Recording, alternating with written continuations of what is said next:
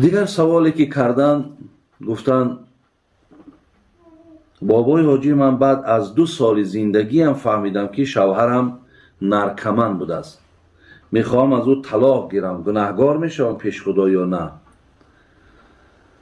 اولا الله مهربان دعا کنیم برادران و خواهران عزیز که الله برای ما و شما هرگاهی که خواهرای ما شوهر میکنن، شوهرهای خوب، شوهرهای مردهای صالح، و هرگاهی که اگر زن میگیرن، زنهای پاک دامن و زنهای نیکی را الله نصیبشون گردونه.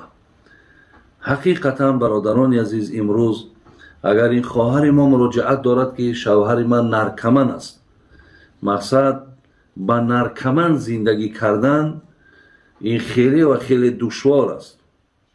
چگونه ای که با یک زنی که همیشه در پی آزارت باشد، در پی شرمندگیت باشد، هیچگاه مقصد برای تو روز خوش ندهد و هیچ وقت پدری تو، مادری تو، نزدیکای تو هیچگاه مقصد از حساب زنی تو آرام نباشند، با این گونه زن و با این گونه شوهر زندگی کردن، حیات را لذت و مزهش چشیدن هیچ امکان ندارد.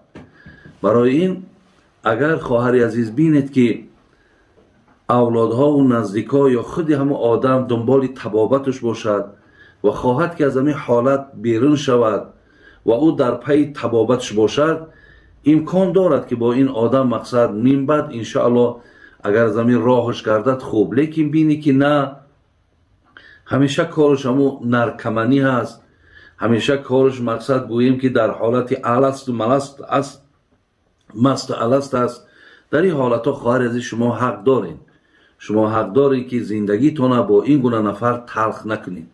زندگی ما و شما نه آنقدر عمر درازی داره. پیامبر گرامی گفته از عمر امت ما بین 60 تا 70 است، ولی ببینید چقدر باید سرعت تیز عمر ما و شما سپری میشود. با این خاطر یک روز هم که باشم باید که من روزی خوب بینم، روزی نیک بینم، حیات شیرین بینم. برای همین خواهر عزیز شما گناهگار نمیشین. اگر این آدم در دنبال بهبود و طبابتش باشد، امکان دارد که شما صبر کنید. لیکن بینید که نه، تماما و تا چند همین کارش رفته سعی، شما حق دارید که مقصد از این آدم جدا باشید.